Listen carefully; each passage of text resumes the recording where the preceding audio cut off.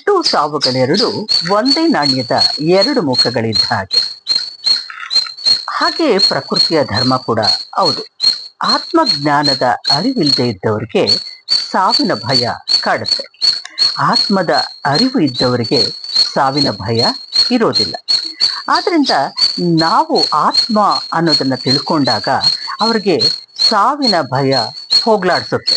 ಅಂದ್ರೆ ನಾವು ಆತ್ಮಕ್ಕೆ ಸಾವಿಲ್ಲ, ಗೊತ್ತಿದೆ ನಿಮಗೆ.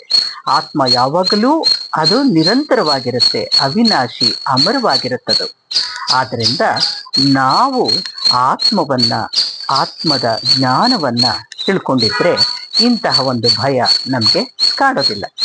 ನಾವು ಈಗ ಹಳೆ ಕೊಳಕಾದ ಬಟ್ಟೆ ಇರುತ್ತೆ, ಹಳೆ ಬಟ್ಟೆ ಆಗಿರುತ್ತೆ, ನಾವೇನ್ ಮಾಡ್ತೀವಿ, ಅದನ್ನ ತೆಗಿತೀವಿ, ಶುಭ್ರವಾದ ಬಟ್ಟೆಯನ್ನ ಹಾಕೊಳ್ತೀವಿ. ನಾನು ಆತ್ಮ ಶರೀರ